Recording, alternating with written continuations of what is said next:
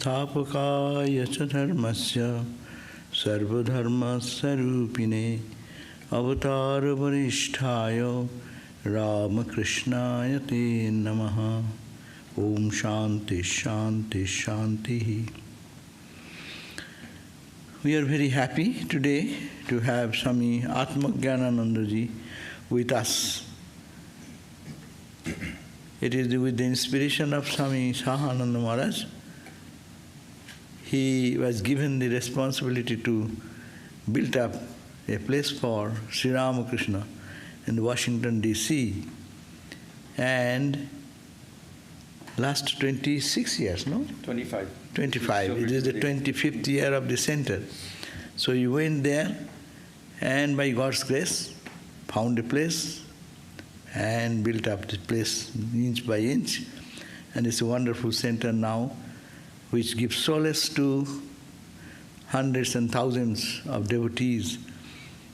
Our spiritual centers are meant for that, to create an atmosphere where devotees will come and get this message of this Vedanta, the harmony of religion, the divinity of the soul, this message, and find an expression of those truths in the lives of the devotees who come over there.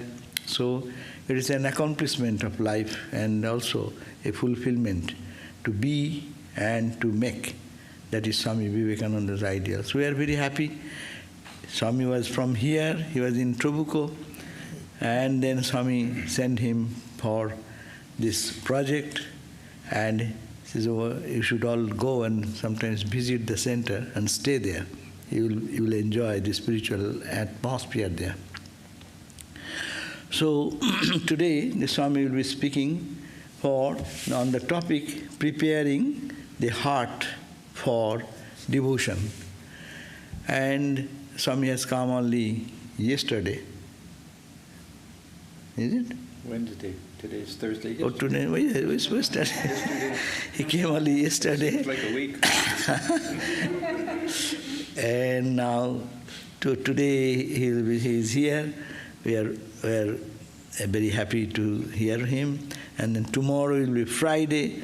He will be speaking in Trabuco, no? Trabuco Monastery. And in the evening, 7:30. Sunday, he will be giving a Sunday talk here at 11 a.m. And you are all welcome to join all these occasions. And I welcome Swami to speak on his topic today, the preparing the heart for a devotee's heart. Thank you.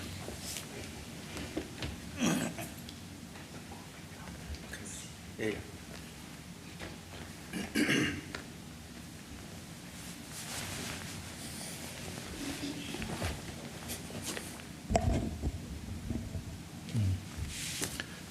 Thank you, Maharaj, for the nice introduction. We're very proud of our Washington, D.C. Center because it was a dream of Swami Swanandaji's for a long time. He had this idea in mind, which he got, I believe, from revered Gopesh Maharaj, that in India, every state and every main area, that the capital of that place, there should be a center. And of course, he was in Delhi for a long time, so he knew about that. And he always had a desire to see a center come up in Washington, D.C., and worked very hard for it. He had to write to headquarters so many times and finally got permission. So we were all very happy that his dream is being fulfilled through the Washington, D.C. Center. Maharaj, I was thinking today of the very first time that I spoke in Hollywood. I think it was probably 1986, and I was tremendously nervous. I had never done any public speaking before, and I went to Swami Swanandaji, to his room before and sought his blessings, and he placed his hands on my head and blessed me. And then when I was speaking, I saw, after everyone came into the room, he snuck in the back door. I don't think anybody even noticed. And he sat in the back, and left before anyone could tell that he was there, just to give me some moral support. Yeah, it was so sweet, and I really appreciated that. So I was thinking about that today. I've been speaking for a number of years. How many years is that? 46 years, something like that. And I ran out of fresh ideas a long time ago. So either I just repeat things I've said before, or every once in a while I'll read something, or hear something that one of our sadhus will say, and I'll get inspired. So this talk is actually based on a lecture that was given by Swami Bhudeshanandaji Maharaj.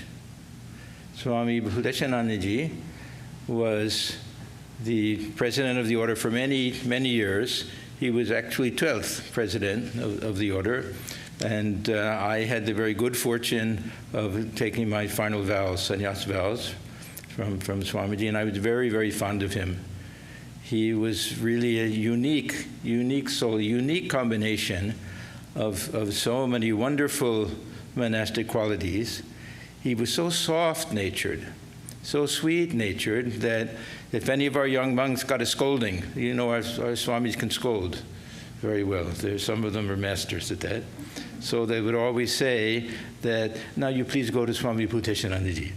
Yeah, he'll soothe everything. He was so sweet, so sweet-natured, and so innocent and simple. And you would have no idea that he was maybe the best scholar of our order. If not the best, then certainly one of the best.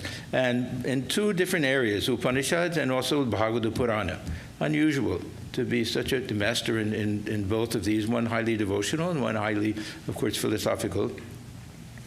And also had tremendous renunciation and tremendous devotion to the order. I'll tell one story. When he was probably 96, he lived a long life. He was in the hospital with some heart problem, and the doctor said that we can do another procedure. He had many heart surgeries. We can do another procedure, and it'll prolong his life. Of course, at that age, how long will he live? But we're hesitant to even raise it, to bring it up to him at that age, to ask him to go through that recovery period of all of that. So we don't know what to do. So they went to the trustees and everything, and I think it was Swami Atmajnanananda, who was very close to Swami Bhudeshanandaji. He went to him and said, this is the situation. The doctors feel that if they do this procedure, that it'll prolong your life. We don't know how long. Are you willing to do it? So he gave a very simple answer. He said, when I joined the order, I renounced everything for the order, that whatever I had, whatever I was, everything was for the order. Now, even this body of mine, I don't consider to be my very own, and I don't feel qualified to make any decisions about it. If all the trustees feel it's to the benefit of the order and the devotees, I'm willing to do it. So they had that surgery for him. He was really, and a sense of humor. He had a tremendous sense of humor. There's a whole book, Roshavod, about his sense of humor. I'll just mention a few things. One thing, he was very hard of hearing. So even when he was younger, he was very hard of hearing. And one of his disciples was on the train coming to Kolkata to see him. And there was some problem on the train, that the fear of an accident, the train was going back and forth, something was going on. And she prayed to her Gurudev to save everything. And then everything was okay. So she got there, and she's sitting in front of him, and she said, Maharaj, this is what happened, that we were in such danger, and I prayed to you, and you saved us. And he looked at her, and he said, you see, you're sitting right in front of me, and I can barely hear you. You think I could hear you from the train? And one other story. One of our other Swamis, Swami Gambhiranandaji, he eye trouble. Huh? Yeah, he had very bad eyes. There was another Swami, I don't know his monastic name, Alopi Maharaj. And the three of them, Swami Bhudeshanandaji, Swami Gambhiranandaji, and the other Swami, he was from the south somewhere. We're all in the office together, and people were complaining that nobody answered the phone when they called. So Swami Bhudeshanandaji said, look, what happens is that the phone rings, and one of us can't hear it at all. That was him. And another one can hear it, but can't find the phone. He's practically blind. The other one knows where the phone is and can hear it, but doesn't speak Bengali, so he's afraid to pick up the phone.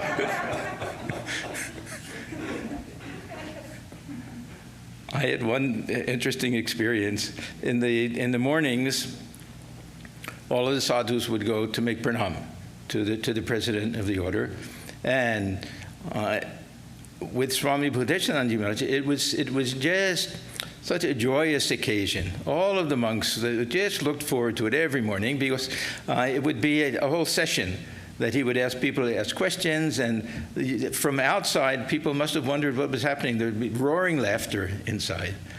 It wasn't that he told jokes, it was so simple and so sweet in nature.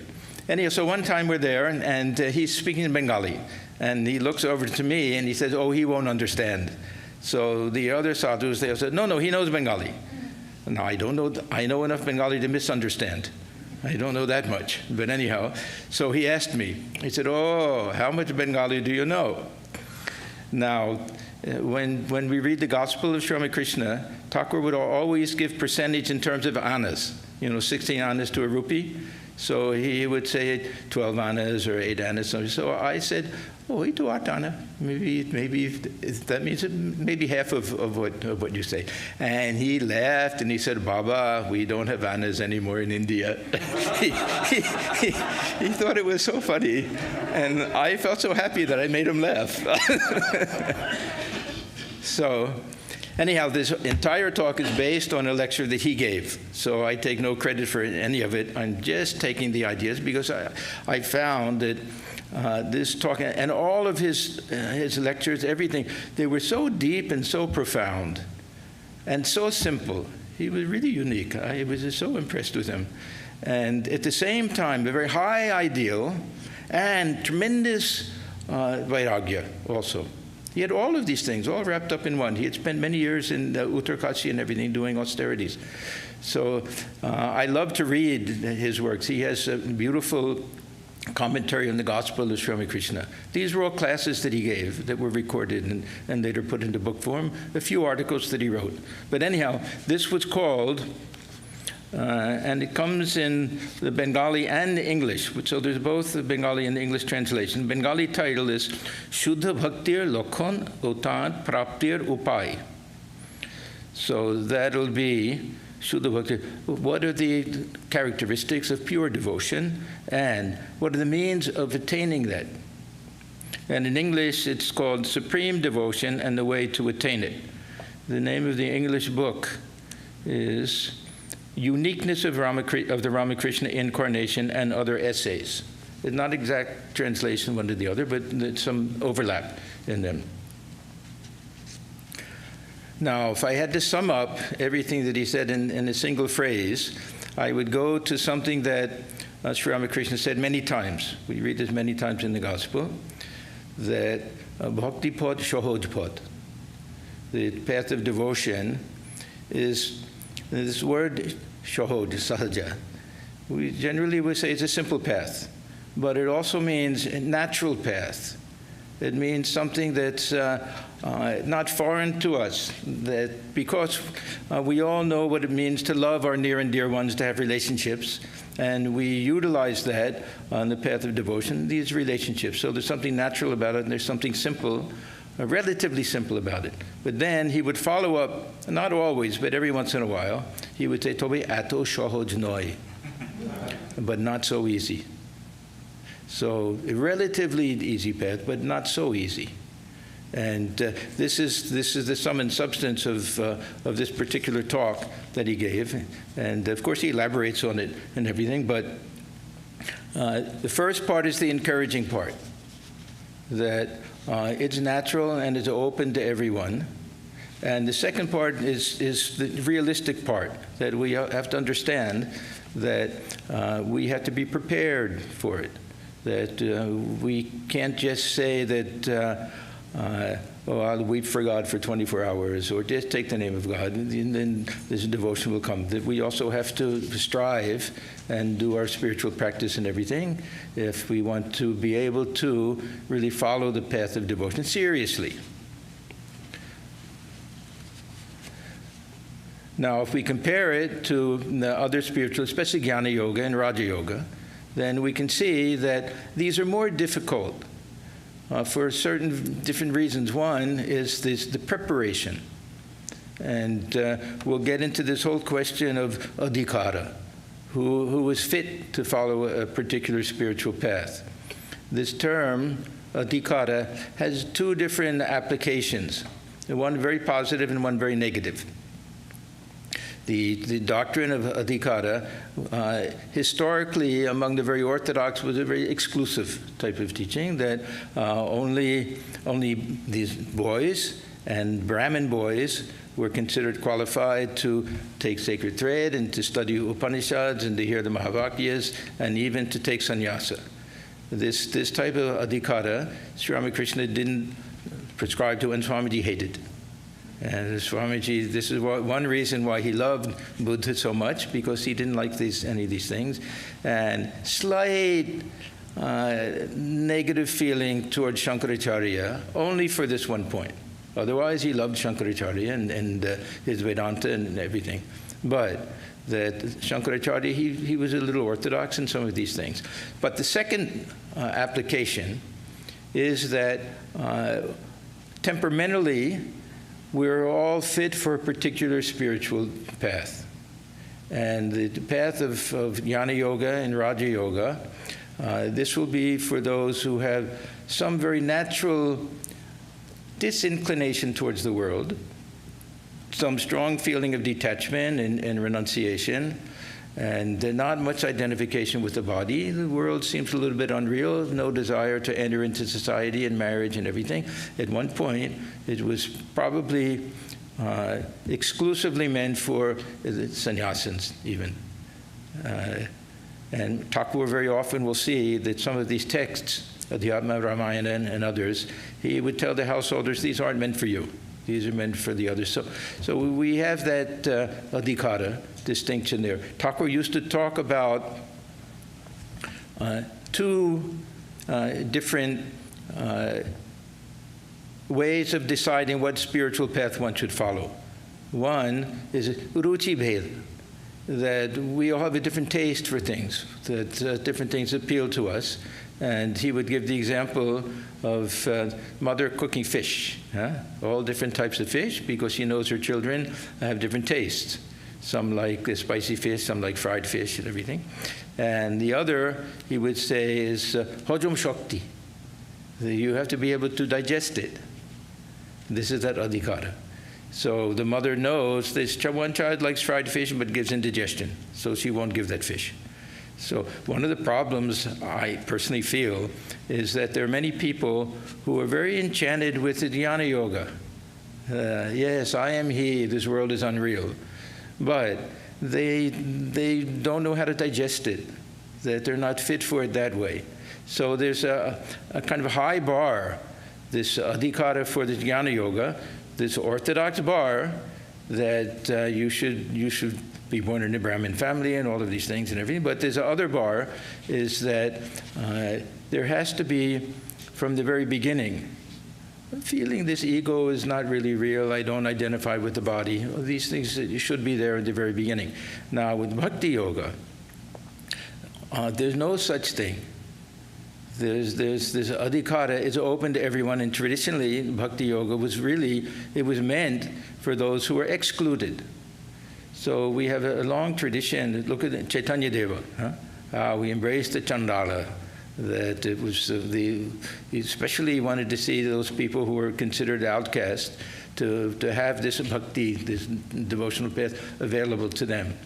So it's open to everyone, Of course, it has to be some standard. There has to be some level of ethical, pure, moral life, and some sincerity, desire to be a devotee. But nothing that you have to study the scriptures, and for jnana yoga, you have to have some understanding of the Vedantic teachings and everything. So a lot of things that have to be met. But in this bhakti yoga, this adhikar is quite open, that everybody is qualified to follow the path of devotion. Now, Swami Bhuteshananji, he'll make a big distinction here between what he calls adhikara and prastuti. Prastuti means being prepared for something. And the point that he makes is that these are two different things. And I'll give one example.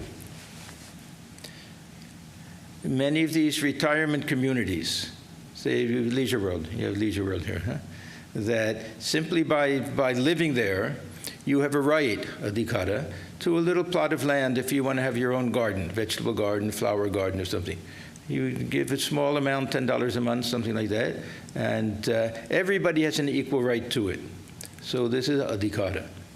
But if somebody plants some seeds without first working the soil and fertilizing and watering and removing the weeds and the stones and everything, they won't get a good crop.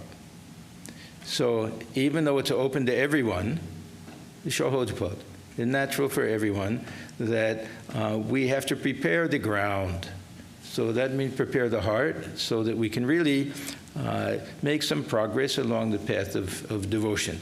So it's not such a simple path, but it's something that everybody can follow. We don't have to be great scholars. We don't have to have the burning of renunciation or anything. A little bit of love, a little bit of longing to lead a spiritual life. This is enough. So that's enough to begin with. But then we have to talk about this preparation of the field, preparing the heart for devotion.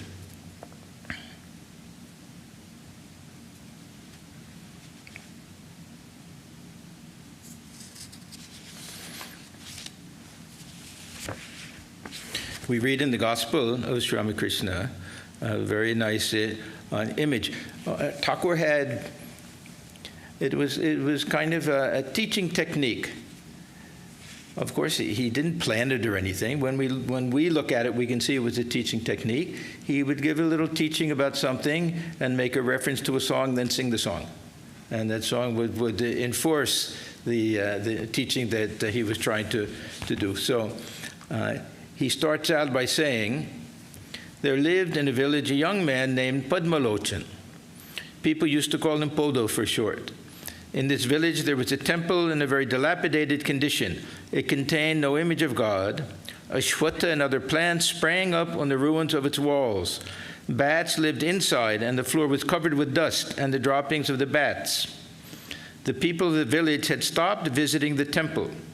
One day after dusk, the villagers heard the sound of a conch shell from the direction of the temple. They thought perhaps someone had installed an image in the shrine and was performing the evening worship. One of them softly opened the door and saw Padmalochan standing in a corner, blowing the conch. No image had been set up, the temple hadn't been swept or washed, and filth and dirt lay everywhere. Then he shouted to Podo, and then Thakur sings the song. You have set up no image here within the shrine, O fool, blowing the conch. You simply make confusion worse confounded. Day and night 11 bats scream there incessantly. O Podo, you have no image of Madhava in your temple. And behold, you have not even taken the trouble of cleansing and purifying the temple. Day and night the 11 bats screech here. And then Sri Ramakrishna explains that these are the 5 organs of action, 5 organs of perception, and the one mind. And this is our problem, that we want to install the image. Of course, God is already there, but we want to practice without going to the trouble of this process of purification. So this is really the prastuti part. It's open to everybody, but if we really want to be serious about developing devotion, cultivating devotion, we have to develop some kind of purity of heart. And we have to be willing to pay the price. We have to be willing to really give up something in order to get something greater. And we don't realize, we think that it's a simple thing, devotion, that why give up anything? We love of God, love in the world, we can do all of it together. But I mentioned in the beginning that Swami Bhuteshanandaji, he has a very high bar. And we always have to understand that these very high ideals are meant for us to aspire to. Not that we'll actually reach them, but if we have a very high ideal, then we'll make tremendous progress towards that ideal. I don't know if any of you remember, we had a lay devotee named Guru Das who lived in Trabuco. And he had his little art studio there, and he had, when you walked into his studio, on the door, he had posted a sign that said, "If you try to jump over the moon, you'll be able to jump over the fence."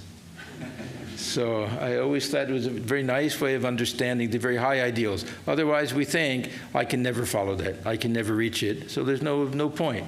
But we realize if we strive for a high ideal, that we'll make tremendous progress for other things. There's an incident in the life of Swami Premananda. Swami Premananda was considered one of the Ishvara Kotis, one of Sri Ramakrishna's chosen monastic disciples, and highly devotional and tremendously loving. He was considered the mother of Bellarmut. All of the young monks who had joined, he could be very tough on them. He wanted to see them really have a very high standard and ideal, but very loving and very sweet. And we see so many times that he and Swamiji, that they would butt heads a little bit. This poor Swami Premananda, he's trying to keep everything orderly, that to go to the shrine at a certain time, this and that, and the Swamiji is oblivious to time. All the boys he's sitting there talking to them, and it's time to go to the shrine. So they had a tiny bit of a clash. And in the very beginning, the brother disciples were a little bit slow to accept some of his ideas. One was lecturing. They said, "Oh no, Thakur said that unless you realize God first, get a command from God, the lecture won't do any good." So now Swamiji is telling us to lecture. And he's telling us to do something to help other people. And Thakur said that, who are you to help others? God himself will help others. So they were a little slow, but they all loved Swamiji and they followed him and everything. So the Swami Premananda, a little bit on that other side, a little bit questioning. Then, this must have been around 2018, something like that. He had a very serious illness. 1918. Very serious illness. Yeah, I don't even remember centuries anymore. Yeah, and there's a second story that goes along with this. When Swami Premananda Baburam, he was Baburam then, when Thakur wanted him to live with him and to become a monk, that he went to his mother, because his mother was a great devotee. And he said to her, "I want your son." She said, "Oh, okay." What mother gives a son without getting something in return? So he said, "Okay, what do you want?" And she said, "You grant me the boon that I won't live long enough to see the death of any of my children." So the Swami Premananda, they all thought that he's going to die. He's a very serious illness. And he said, "No, it's impossible. My mother's still living." And he recovered. But during that period, he read all of the works of Swamiji. I don't think he knew English, or just a little English, so whatever was translated into Bengali, he read all of them, and he said a tremendous revolution took place in his mind, that now, he said, "I'm Swamiji's disciple." He really fell in love with this idea of service to human beings as the highest worship of God, and whenever he spoke about that. That was the main thing that he emphasized. So one time he was in Malda, He had just recovered. Holy Mother didn't really want him to go. He was still a little bit ill, but he went. And I actually went to the place where he spoke and the house where he stayed. Have you been? The one devotee, the house is still there. Anyhow, he was speaking about this ideal of karma yoga, that worshiping God, looking upon Jiva as Shiva, and that serving Jiva is the highest worship of God. So one devotee said, we want to hear about prema. We want to hear about love. So then the Swami looked around and said, who here is qualified to hear about this? This is prema. This is the highest love. And then he told a story. He said, you want to hear about prema? There was once a hawker, a feriwala. In India, there'll be some, almost like a traveling salesman. They'll walk down the street and then they'll yell out what they're selling, and if people want it, they'll come out. So they call it feriwala. I remember when I lived in India one year that especially these carters, those who were selling mattresses and things, they'd walk down the street and you would hear that twang, twang, twang, twang. And people would run out, and if they wanted a pillow or a mattress or something, they would stop them. So there's one feriwala there. And he's saying, he was selling prema, divine love, highest type of love. He's selling that. So he said, who will purchase divine love? Who will purchase divine love? So the people came out of their houses and they flocked around him, and everyone was so excited. And they said, I'll take it, I'll take it. What is the price? Then the wandering salesman said, this is the English version, this is feriwala, said, you will have to give your head. Who is ready to give his head in exchange for divine love? That day he did not sell even an ounce of divine love. No one was willing to pay the price of their own head. That is to give their all and all, their very life, in exchange for prema.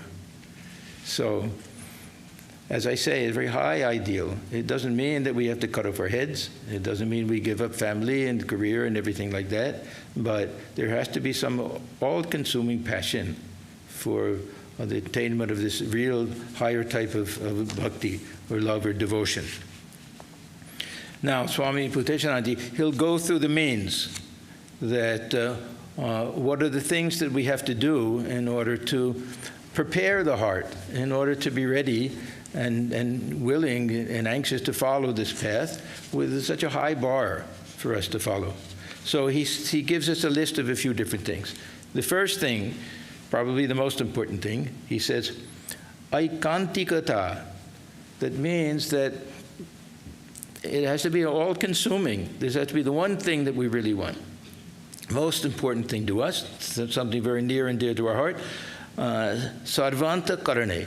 So that really which touches us from the very depths of our heart, ananyamanahoya, without thinking of anything else, take chinta korte hoy. We have to meditate, we have to think of God with all of these things, the whole mind absorbed in God, having only one end in view, with all of our heart and soul, allowing no other thought to enter the mind.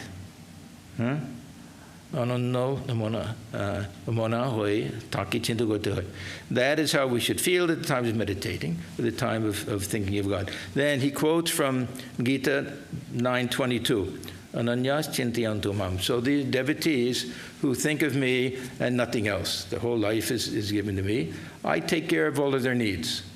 I carry what they have, and I supply what they don't have. Yoga kshema vahamyam. I'll tell another story, interesting story. When I first met Swami Swahanandaji, another Swami Swahanandaji story, it was 1974 in Berkeley. And he happened to be giving a class on Gita that night. And I went, and he was talking about this one particular verse. And there's a story that many of us know. I don't know if it's Jayadeva or if it's Sri Swami, I don't remember exactly. But he was writing his commentary, and he got to this part where Sri Krishna promises that if someone's a real devotee, that I'll supply whatever they need, and I'll protect whatever they have. And at home, they were very poor. There was no food coming, and they thought they were going to starve. And he got very depressed and looked at that. And with his pen, he struck it out 3 times. Do you know the story, Maharaj? Yeah. And so then he's very depressed and everything. And the wife comes and says, oh, you know, someone just came and brought all of the food supplies and everything. And said, who was it? And she said, I don't know. It was a very dark complexion young boy, but I saw on the back 3 marks where he had struck like that. And then he thought that, that Sri Krishna himself came and supplied everything as he had promised. And then he wrote, Vahati, Vahati, Vahati. He does supply, he does supply, he does supply. Now, the interesting thing is that many, many years later, when I happened to come into Hollywood one night, I didn't come in very often, Swami Swananji was taking a class on the Gita, same verse, same story. So I heard that same story. Do you remember who it was? What is it? Sridhar Swami or Jayadev? Huh? Arjun Mishra. Who is that? He was a Pandit, but not any well known. Oh, okay. Okay. And you know, the story is well known. The story is well known.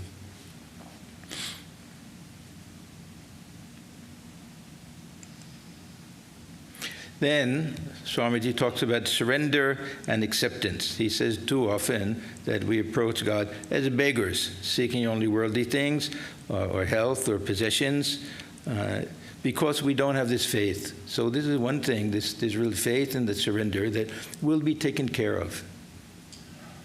Now, this is a very hard thing, especially if we have family and we have other people depending on us. But Thakur was very clear that those who are so intent on God that they can't look after themselves, they're the ones who get taken care of.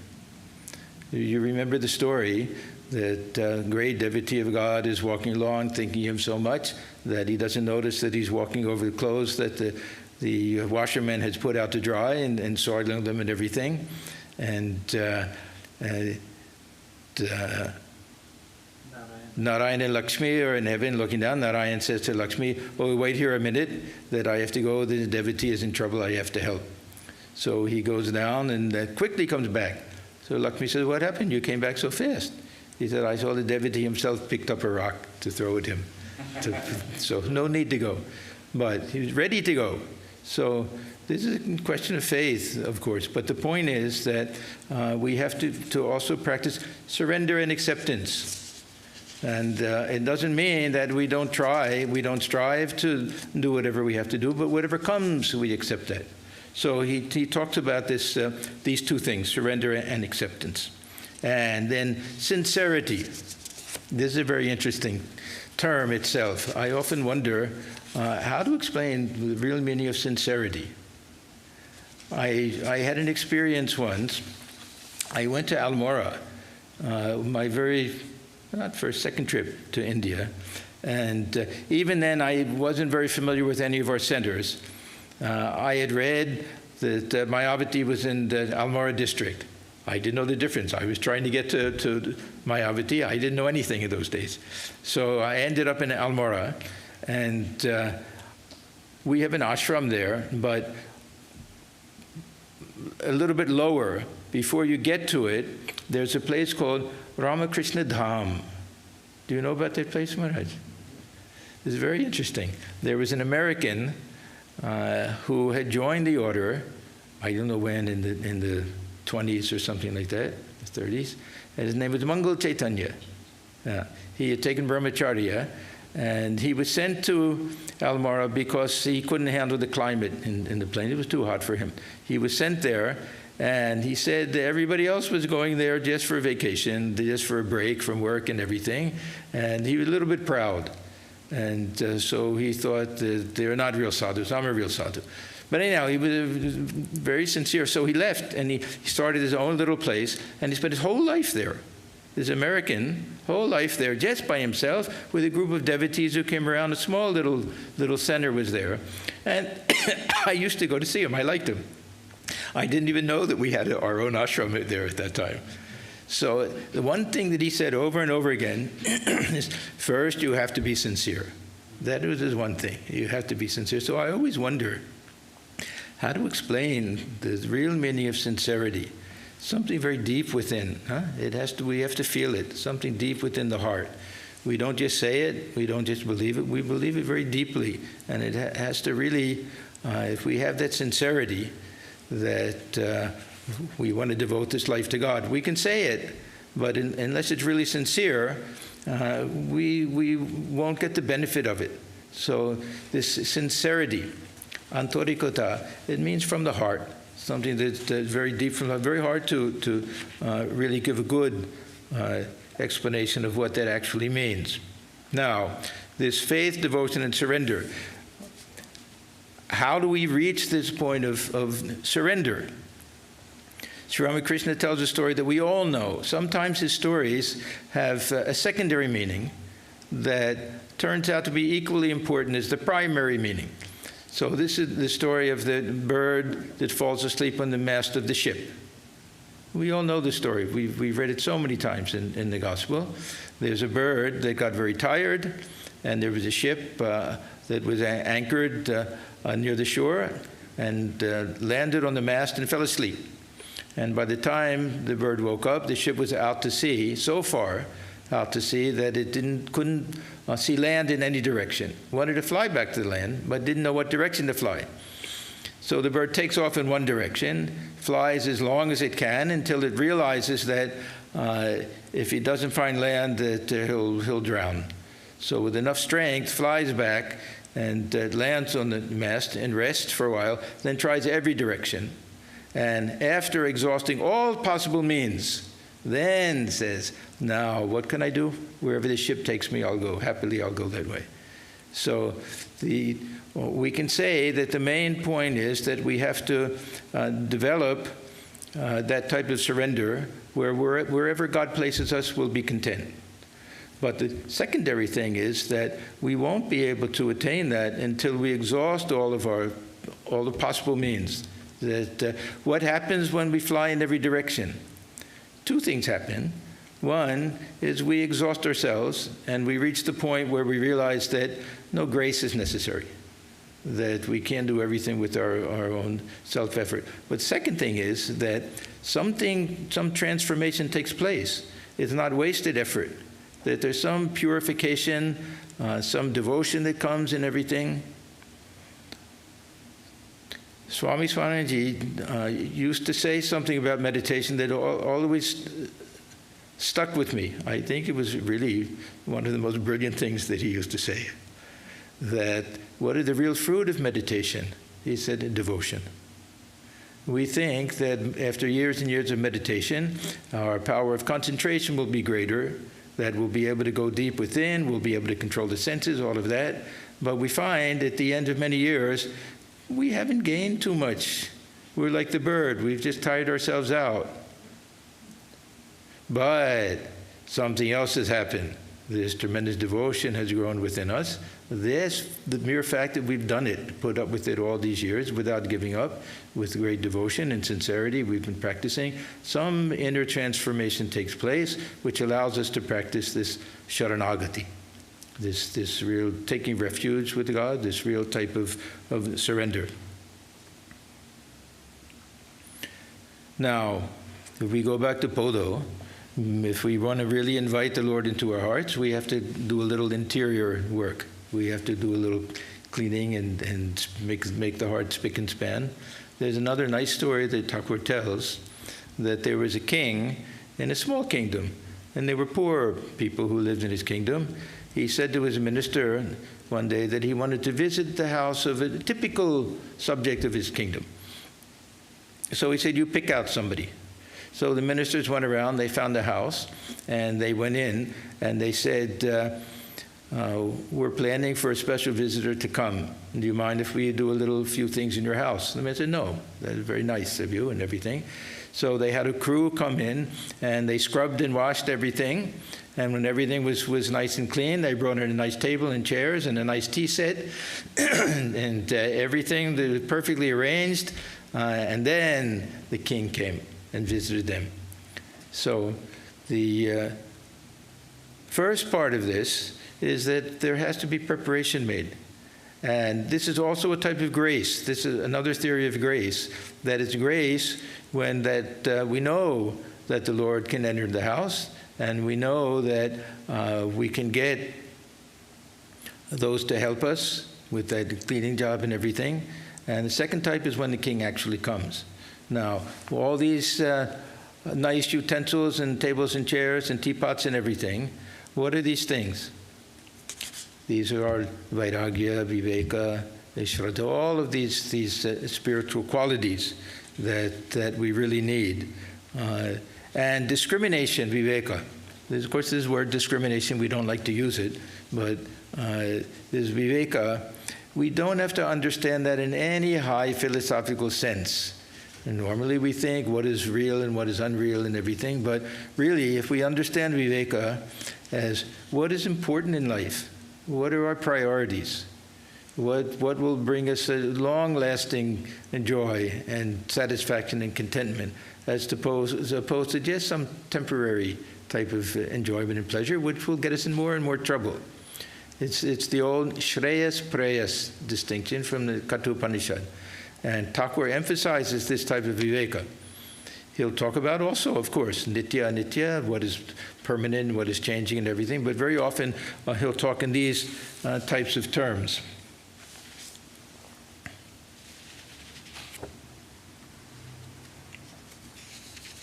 So what if we do all of our spiritual practice without preparing results?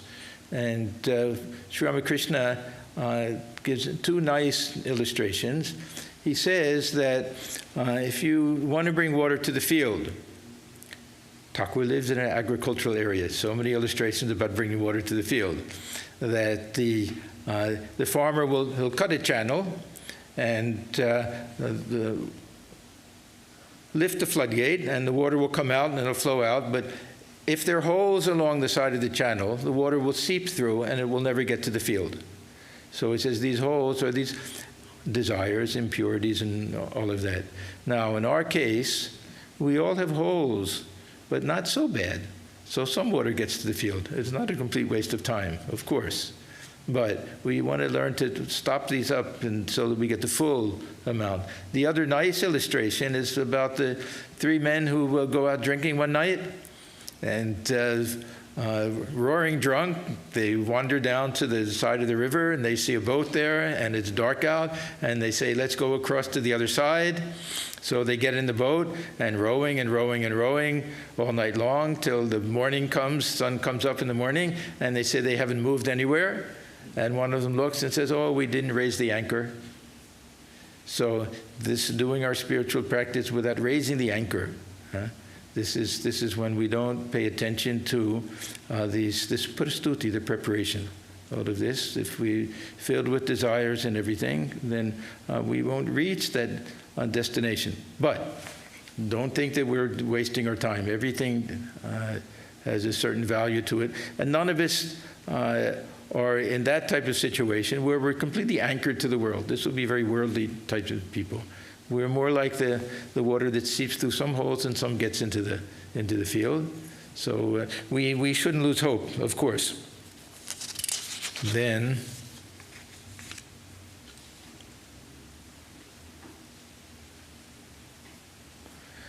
we have these virtues of forbearance and these virtues of a lack of ego and simplicity and everything. We have our Chaitanya chant. Every devotee of Southern California knows, because this is chanted every morning in all of our centers. And Chaitanya Deva, after he had a conversion, he was a very great Sanskrit scholar, a very proud Sanskrit scholar, and then had a complete revolution in his mind, spiritual revolution, and after that didn't care about doing any philosophical things, writing things, but he wrote this one Sanskrit poem, and we recite it every morning. The one verse that's most well known is this Tarnadapi Sunuchena. Tarnadapi Sunichena. This means that Tarna, that be lower than a blade of grass. And then, Tarorapi Seshna, then be patient, forbearing like the tree. then amanina manadena. Amanina, that means that don't care for anybody, if anybody shows us any respect or anything like that. But manada, but you give respect and honor to everybody. And then Kirtaniya sadahari. Now, the translation that we recite in the morning was done by Swami Prabhupada and Christopher Isherwood. And it's a beautiful translation. But it misses one little aspect, a very important aspect, is Kirtaniya sadahari. It means that who is qualified to take the name of the Lord? Who is qualified? This is to be done by whom? By those who have that humility, who have that forbearance, who don't care about pride, who are willing to show respect to everybody. It's part of that kind of, you could say, adhikara a little bit, but this, or prastuti, that if we want to be devotees, then we have to practice this forbearance. What does forbearance mean? We can't change everything in life. If we can change things, then we do it. But there'll be problems, there'll be suffering, there'll be physical ailments, there'll be all sorts of things that come, and we simply accept it. And if we can change it, of course we'll change it. But if not, we won't let it affect our minds. And we'll have that tremendous patience. The tree, it's standing out there in the middle of the rain and hot weather and everything, and giving shelter to everyone. It doesn't murmur, it doesn't complain about anything. And in grass, we're stepping on it and walking on it, it doesn't care. It doesn't say, who are you to step on me? It doesn't have any of that feeling. And being willing to show respect to everybody. And our problem is we want everyone to respect us. And we want people to apologize to us, and we want everyone to be nice and really give us our proper due. We're also learned people and good scholars and speakers and everything. We want people to respect us. That won't do in this path of devotion. We have to have that real simplicity. And it's really amazing for the Chaitanya Deva, who was such a proud Pandit, how he completely changed and had this tremendous humility and simplicity in everything.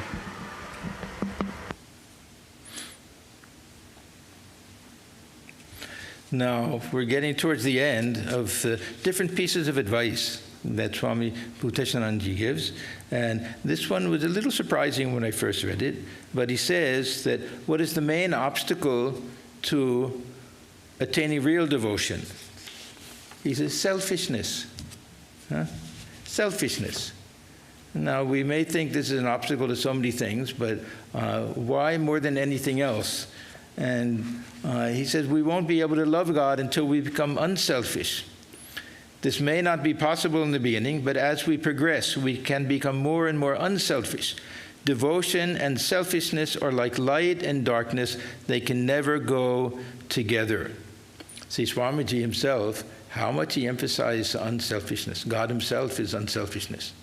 That for him, this was really the most important, this being able to sacrifice ourselves for the welfare of others.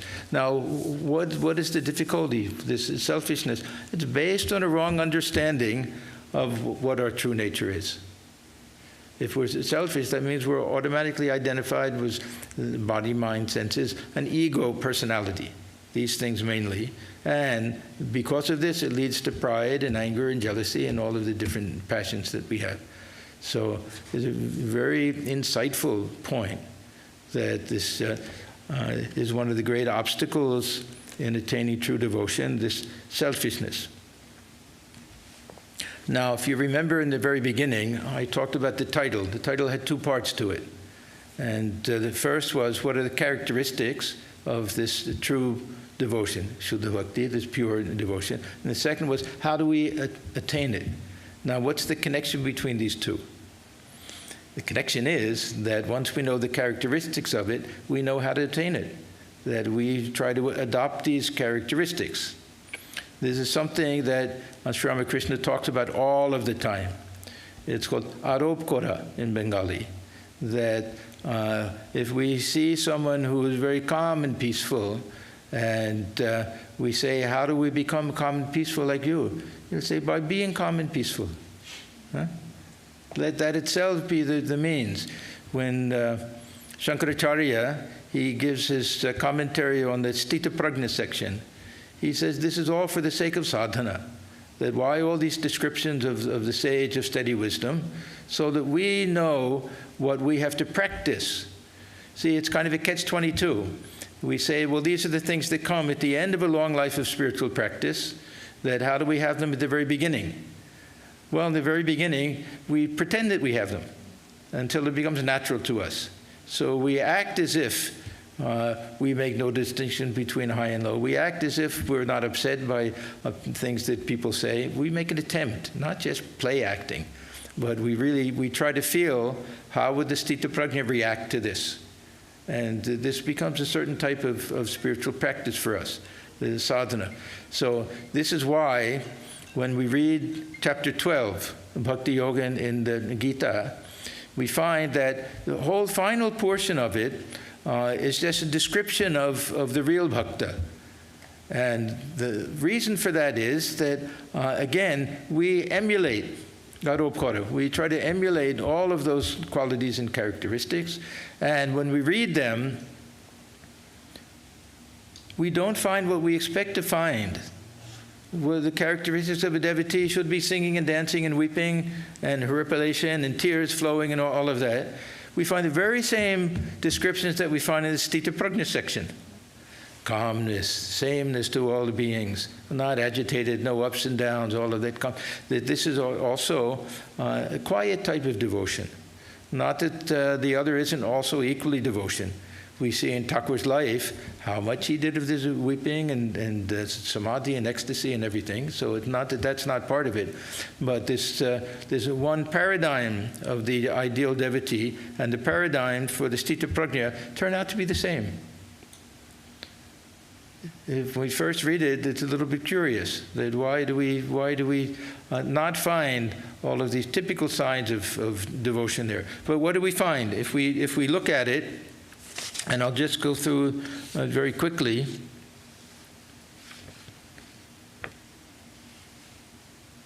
Free from I and mine. So we get rid of the ego and pride.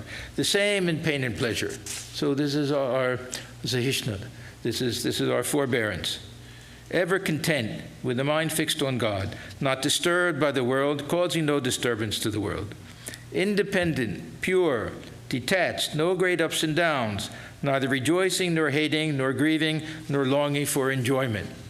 The same to friend and foe, the same in honor and dishonor, cold in heat, praise and blame, content with what comes of its own. See, if our whole mind is only interested in love of God, we won't care so much about these external things. Did we get the raise? Did we not get the raise? We tried. We didn't get it. We don't care so much. So content with what comes of its own. And a willingness to follow these teachings in our lives with humility and faith, shraddha. Actually, we can wrap up everything, all of the preparatory things, we can wrap up under this one word, shraddha. That we have that humility, we have that faith, that reverence, we have that longing. All of these things form part of this shraddha. Now, what about this idea of purity? We have to purify the heart first before real devotion can come. Then does it mean that we don't practice anything? We first try to purify the heart. This is also a very sticky point, and another one of those catch-22s, that we won't be able to purify the heart without spiritual practice, and we can't really do this real spiritual practice without purity of heart. So we're stuck. What do? What we do is we just dive in anyhow. We don't pay too much attention to all of this, that the way to purify the heart is to do our spiritual practice so that the heart becomes pure, so that our spiritual practice will bear fruit. Now there's an illustration that Thakur gives about dyeing the cloth. We all know this illustration. But there's one aspect of this that is a little bit curious to us when we first read it. What does he say? He says the mind is like cloth just returned from the washerman. Now, we know our mind is not like that. Huh? Our mind is not like that. It's not pure and clean and everything. It's not like it's just been washed and returned to us. But he says the mind is, or think of the mind that way, as the cloth just returned from the washerman, that will take the dye, whatever color dye we put it in, it'll take that color. Now, what's the point of this? Why does he say all of that? That we shouldn't think that the cloth has to become perfectly clean first, then we dye the cloth. The point is that if we want to get rid of the stains in the cloth, this is a special type of dye. It's a double agent dye, that it not only dyes the cloth, but it cleans it first. So this is the means to do it. It's not that we have to, how do we clean the cloth unless we soak it in the dye of God, unless we allow the mind to soak itself in the thought of God, contemplation of God, prayer, worship, and everything. This is how we purify the heart and how it takes the dye at the same time. So we have to dive in. There's a very nice verse that Swami Kirtaniya quotes in the nice book Spiritual Talks, that don't be like the fool who stands on the beach and says, I'll dive in the ocean when the waves subside. We have to just dive in. So we know the heart is not perfectly pure. We know that. We know that we're not perfect. We know that we're subject to ups and downs, to the passions, the anger and jealousy and lust and greed and all of these things. We know that. But we have some sincere desire to cleanse the heart, to transcend these things, or Thakur says give them a twist, utilize them somehow. So we proceed with our spiritual life.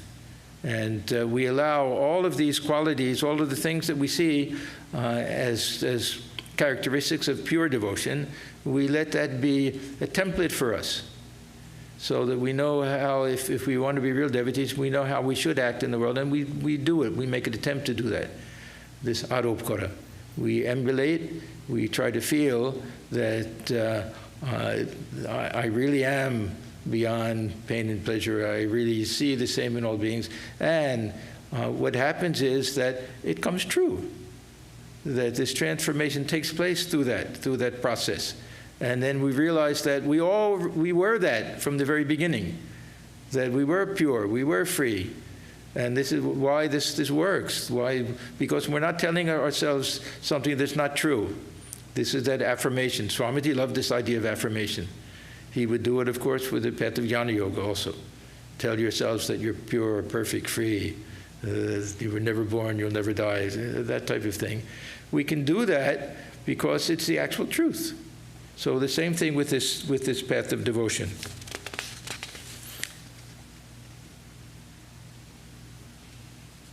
So let me finish by just quoting final words from Atmajnanananda from this lecture. He says, if we can only become completely unselfish, we will have no reason to fear.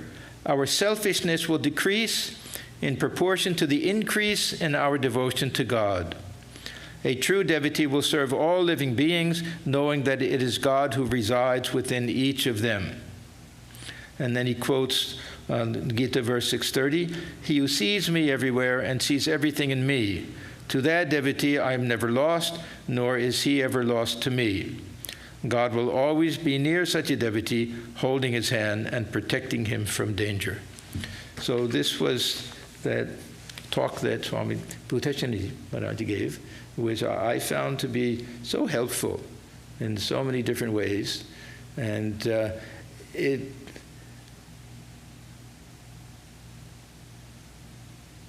is hopeful in the sense that we know what we have to do. It's not this type of rosy optimism that, yes, I'm a devotee, I don't have to do anything. The path of devotion, Thakur says, is the easy path and everything. It makes us a little more realistic about what we have to do. But at the same time, it makes us hopeful that these things can be done. There's a template for it. There's a path that we can follow. And it's laid out so clearly in this. So I thought this might be a nice thing to discuss tonight.